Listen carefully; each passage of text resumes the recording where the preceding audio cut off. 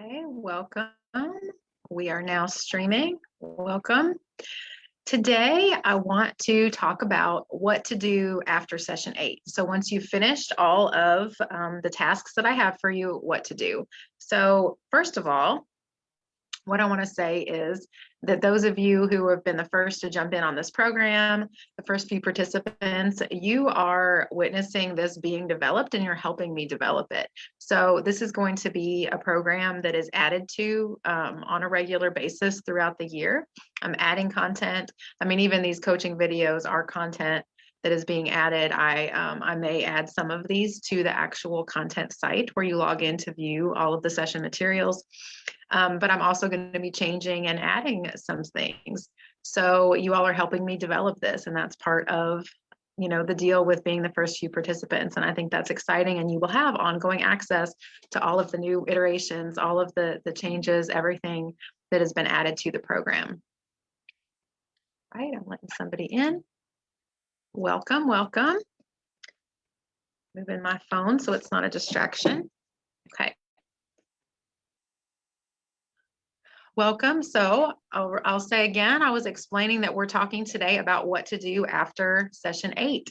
And this content that I'm going to talk about in the coaching call today is really going to be added to the content site. It will eventually be added within the next few months. It takes a while to get all that together, but I'm going to go over the basics now of this. I do want to hear from you all at the end, or if you're watching the recording, if you think that this information that I'm going to share today, in your opinion, would be best used at the beginning of the program, so as sort of a precursor to session 1, or if it should be at the end, which is how I'm going to present it here.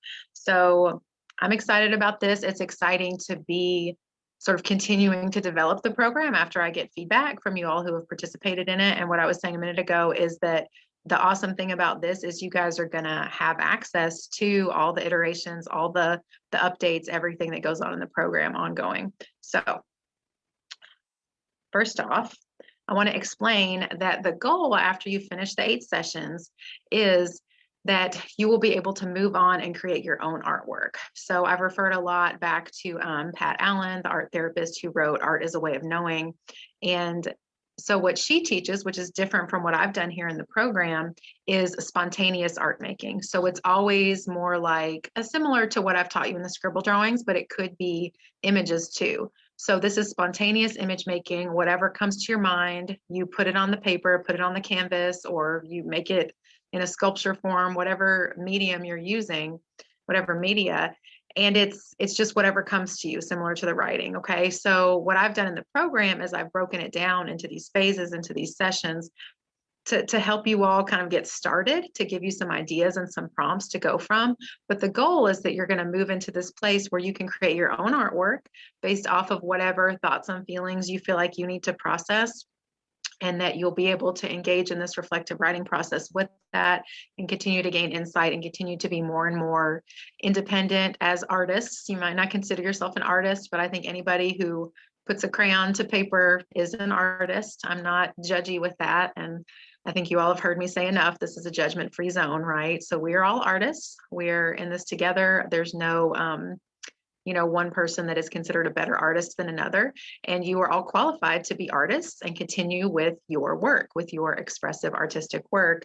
You were qualified in the beginning, but now you're extra qualified, right? You've done this. Now you've done the 8 sessions. Now you can move on with your own personal artistic expression. So that is the goal. So what I'm going to explain today is a couple of practices that I want you to try to sort of get you started on this. And as I said in the beginning of this video, I think that what I'm about to explain could be something that could be helpful in the beginning before you even start, but you need a refresher at the end. So I just want to hear from you all if you think this would be best included in the content site at the end or the beginning.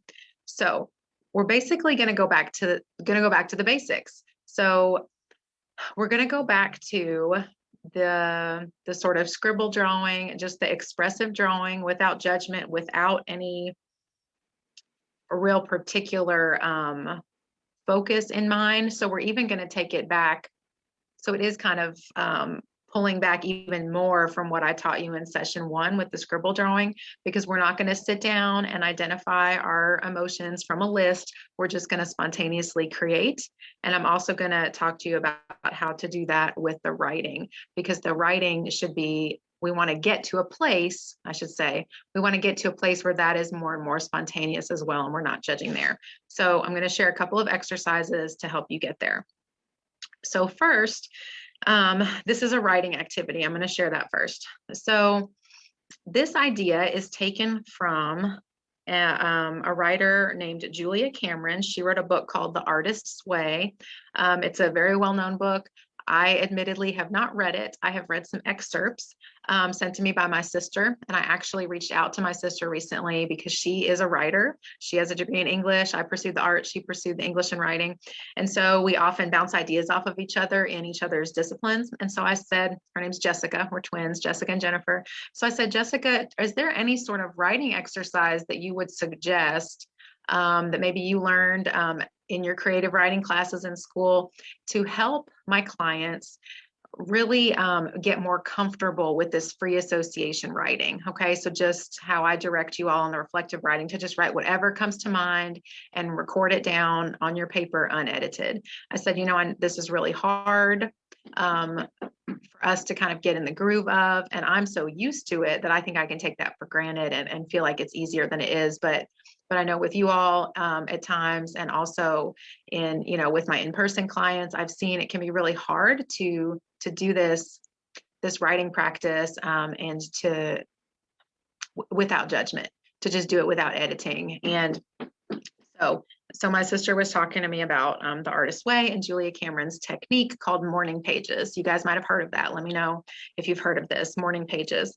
You could also call it a brain dump or a brain drain. So how Julia Cameron teaches this is the morning pages she teaches, I'll tell you what she says, and then I'll tell you what my challenge for you is, okay?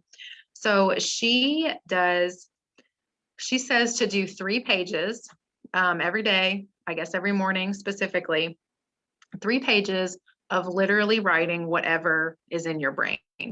So if this means that you write 3 pages full of, I don't know what to write, I don't know what to write, nothing is in my brain, I have no thoughts, I don't know what to write, then that's what you write for the 3 pages. Something I like about this is there's not a time limit. So I've directed you all to spend about 15 minutes. I'm guessing most of you, well, I don't know. I'd like to know if you guys are really, you tell me if you're really spending the 15 minutes on the reflective writing, because I know that's a long time. If you just say 15 minutes, that seems kind of short, but when you're sitting there writing, that's a really long time. And so there's a reason why I gave that time limit, because I want you all to understand to just keep writing past the point where you think there's anything left in your head to write. But so this is a different technique to look at it as a page limit. So she says 3 pages, and I'm assuming like it's regular, for example, like a regular notebook page or a journal this size. I think that's what she means, like 3 full pages, okay? Not like a little tiny cute journal, but 3 big pages. And you literally write down whatever's in your mind. So the purpose of this is to get us, she says, to get us kind of on the other side of criticism, to get us past that point of criticism. And that's what I always emphasize with the writing and with the drawing. You want to keep working past the point where it feels finished, past the point where you think there's nothing left in you. You want to keep going. And that's what gets us past that point of criticism and the self-judgment. So oftentimes, I may have said this on one of these coaching calls, I always tell clients with their images, with their artwork, once it starts to feel a little too precious and like you really like it, that's where you need to keep working on it. And this is especially where we're working with painting.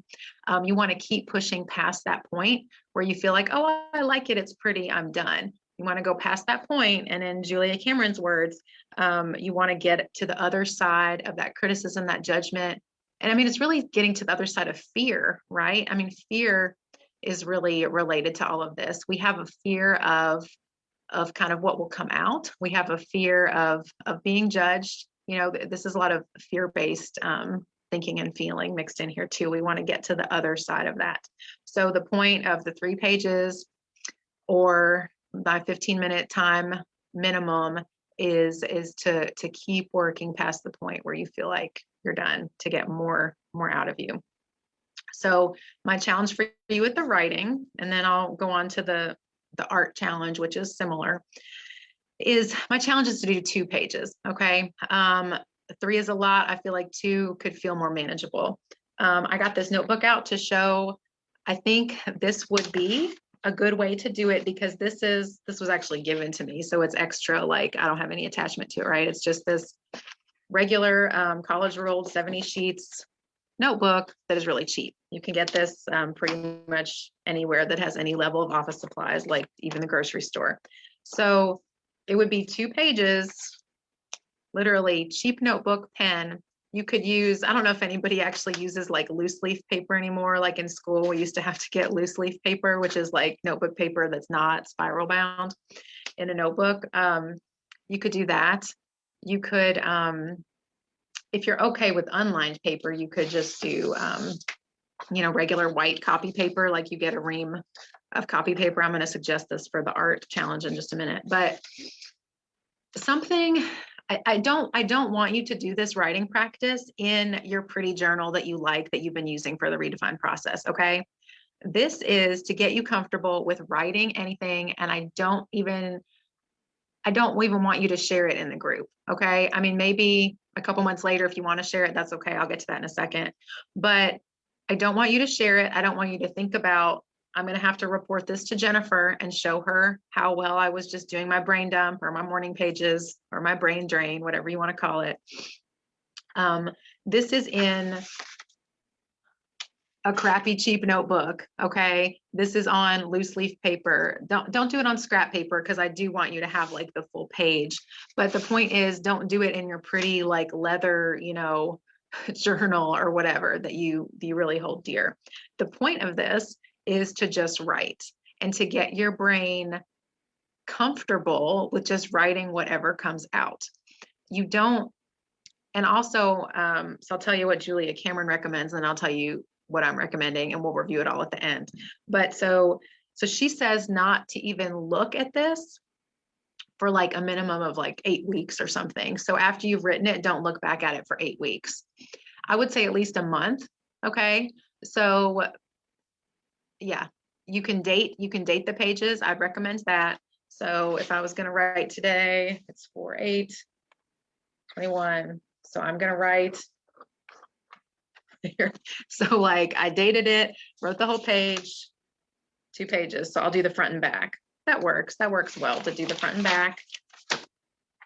So the front and back of, we're not going to worry about going to a new page because the pen might bleed through, right? Because this doesn't matter. It's about getting it out. So the front and back of a page. So 1 page, there's my 2nd page. And then tomorrow I'm going to start 4/9/20. I looked at my computer to see the year on the date. Gosh, so confusing. I can't believe it's 21 already. Okay. So then tomorrow I'll do that, and I'll do the same thing, the front and back. So two pages. Okay. You're going to do that ideally every day. If that doesn't work for you, come up with a schedule that works. But I want this to be a plan that you stick to. And really that feels like a lot. I mean, that might even be less than my 15-minute recommendation that I say in session, well, in all the sessions, but that we start with in session 1. So, I mean, that could take you 5 or 10 minutes, honestly, depending on how fast you write. So it's really not going to be that long, that much time. I think it is a good idea to do it in the morning, but you don't have to, whatever works with your schedule. I want you to commit to doing it either every day or commit to certain days of the week you're going to do it for like the next month or so. Okay. Do it for the next 30 days. Set a date you're going to start. So today is the 8th. If you start today, do it from today, April 8th till May 8th. All right. That might be more or less than 30 days, but you get what I'm saying? Do it for about a month. And then sort of assess. At that point, you can reflect back, look at it, and decide if you want to share anything in the group. But I even hesitate to say that, because I don't want you to think that this is going to be shared. The point of this is just to brain dump. Like I said, if you write 2 pages of I don't know what to write, that is okay. There's no wrong way to do this. If it turns into like a journaling exercise where you're like, I went for a walk outside today in the sunshine and I picked a flower and I did this and that, like that's okay. It does not matter. You're just writing, filling the 2 pages, with words. You could write words, words, words, words for 2 pages. It doesn't matter. All right. So that's the writing challenge, either every day or certain days of the week. Maybe you decide Monday, Wednesday, and Friday every week for the next month or so, you're going to write. Pick a time, pick a place you're going to sit and write. I may even, before I get this exercise posted up in the content site with all your session material, I may just make a quick Google Doc, just a document with these directions listed for you. Okay. And I'll post that in the group here. So you'll have that already.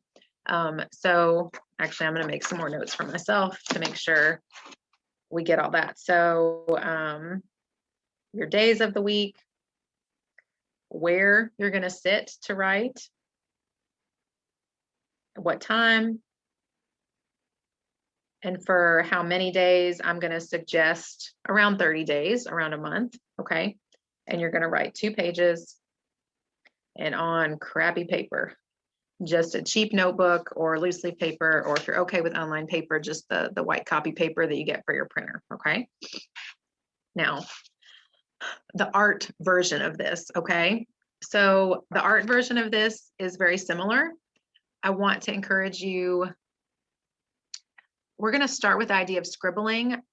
Just so like with the morning pages or the brain dump, you can start with writing, you know, I don't know what to write, or you could do like a journal of what you did.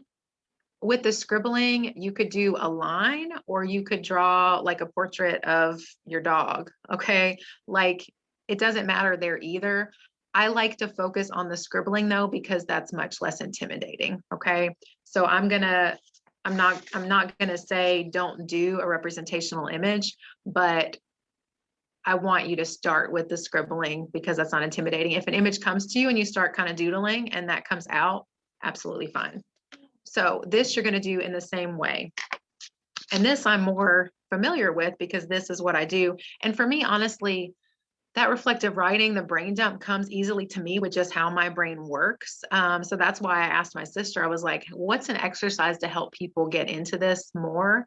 Because like, it kind of comes naturally to me. So what I'm about to explain with the art, it is kind of the art version of Julia Cameron's morning pages, but it's honestly just kind of how I approach art anyway. But I like to have her to reference, so you guys kind of know this isn't just me. Like this is a thing. These types of exercises help get you out of the thinking so much and into your feeling brain, into that subconscious. Like we talk about, the whole Redefine process is about, well, I mean, it's about reconnecting with your identity ultimately, but the art tasks and the writing tasks are about pulling out like what's underneath all those layers of feelings, the subconscious thoughts and emotions and limiting beliefs and all of that, and kind of bringing them up to the surface and addressing them and kind of processing through them. So with the art, so I think, so again, white copy paper, if you want to do this in a notebook too, you can. I always prefer unlined paper for drawing because this tends to, so when we have the lines, that tends to make us want to work like within the lines, like, which is okay. This can actually be a really calming thing, like on graph paper or on lined paper to like color in the lines, you know. What am I doing with my pen? I've got markers here. I could do it with a marker. So we're naturally going to be influenced by the lines on the paper. Okay. So if that's all you have and you want to do that, it's okay. It is going to limit kind of the spontaneous nature of it a little bit. I mean, you probably don't need this visual aid, but I'm going to show it anyway. So like I colored in the lines on the paper. I think we're naturally drawn to that and to structure our drawing around the lines if there are lines there. So I deter you from that, but if that's all you have, it's okay. So just white blank paper. So again, not your super nice sketchbook that you've been doing everything in, that you're really attached to, and like, this is all my work from all my sessions, right? We don't want it to feel that precious. This is stuff that you could just throw away later if you wanted to, okay? This is to get us in the groove, just like the brain dump, get us in the groove of just expressing ourselves without thinking about it, without judging. So this size paper, or to save on paper, or if that big, the 8.5 by 11 feels daunting to you, you could cut it in half. So this, I literally just folded the 8.5 by 11 piece of paper to make a crease, cut it on the crease.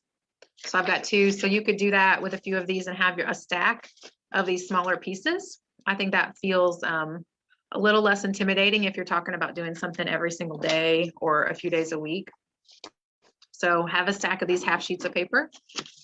And, you know, maybe save them in a folder or something, or just in a stack somewhere where you're not going to look at them all the time.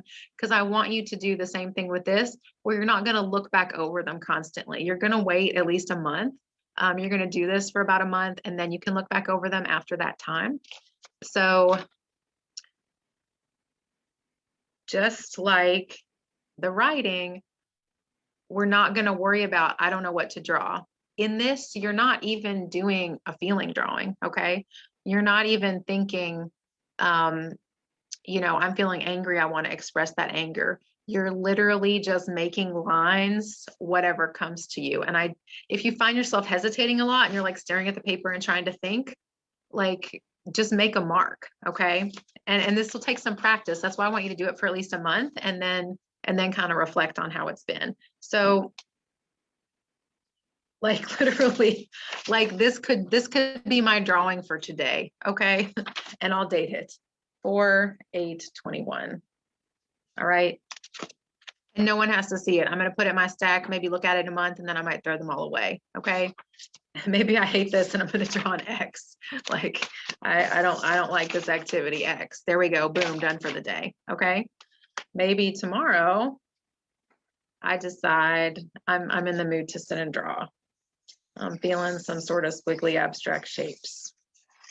So I draw some squiggles, and then I think that looks nice, and I might color it in with a couple of my favorite colors.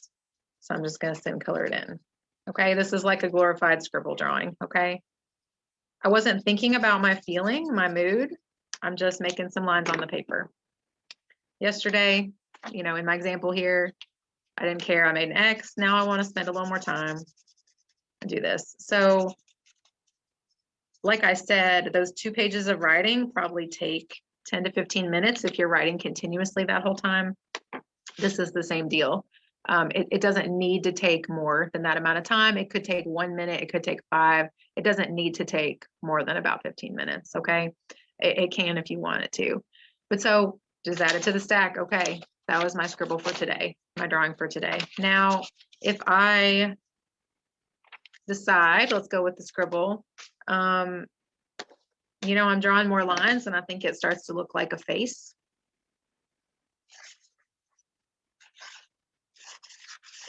Then I'm going to go with that. All right. So just because it started out as a scribble and I didn't intend it to look like a face, doesn't mean it can't change into a face. So hold on here, I'm making it into a face. Okay. So add another circle. There's my eyes, my nose, and mouth. It started to look like a face. Maybe it needs some pupils and some eyelashes. So it started out as a scribble. I just want to do some squiggly lines, and it's going to end up looking like a clown woman. Okay. Like this sort of ugly clown woman who I'm gonna give her some pink hair because I saw the bright pink in that. It just stood out to me. Okay. Give her some rosy cheeks with the pink. Okay. So literally, okay, there's can you see the face in there? So I changed it into a face, and now, you know, that's what I wanted to do. Okay. So you're not going to show this to anyone. This is not something that I'm going to pressure you to, you know, share what you're comfortable with. This is to get you really just deeper into this practice of doing it for yourself. You know, I was introducing you guys to the idea of making art to express your emotions, of the reflective writing. And now that you've finished the 8 sessions, it's time to really figure out what you need to express, what is inside of you that needs to come out. Right. I'm going to look over my notes here to make sure I covered everything because we're about at our time. I think I said everything that I wanted to. Minimum of 1 month. Again, I'm going to type up these directions and post it as a separate post in the group, just a Google document. So I'll post that link for you all to see, so you can follow that. This will end up in the content site eventually, but hopefully just seeing those written directions out will be helpful along with this video. I know I kind of jumped around a bit on here. So again, yeah, you're trying to settle more into who you are as an artist and what you need to express.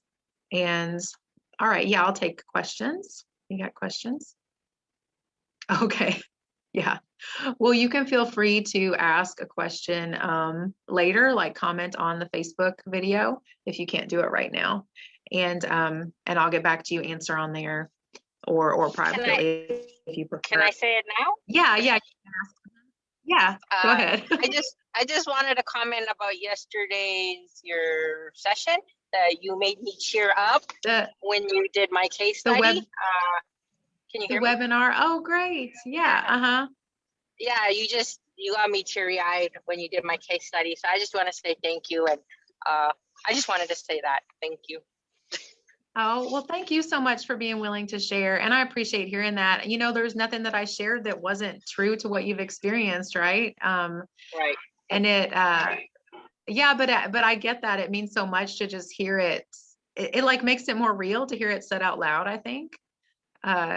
Yeah. So thank you so much for being willing to share. I know that those testimonials, those stories, really helped the women in the group. I have a few who, are interested now. They've booked calls with me. So we'll see. But yeah, I know that ultimately is just you all sharing your stories really, really helps others to see how they can continue to grow. So yeah, I'm glad that was helpful to you.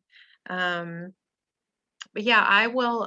So I'll make a post with these directions in the group, and I'll continue to develop this into an actual part of the program.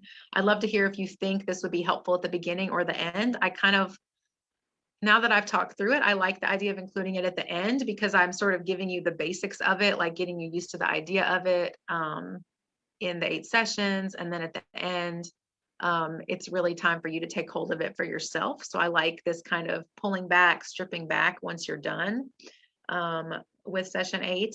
But I'd like to hear from you all if you think this would be like, if you're like, oh, this would have been great to know in the beginning, Jennifer, then I could consider adding it in the beginning. But there was kind of a reason why I structured things like I did in the beginning, so it wouldn't be like too weird and daunting. So I don't know. Yeah, just let me know. I want to do what works best for you. I'll go based on your feedback. So on that, I'm going to go ahead and end for today, just about right on time. And let me know in the comments in the Facebook group any questions or comments about this.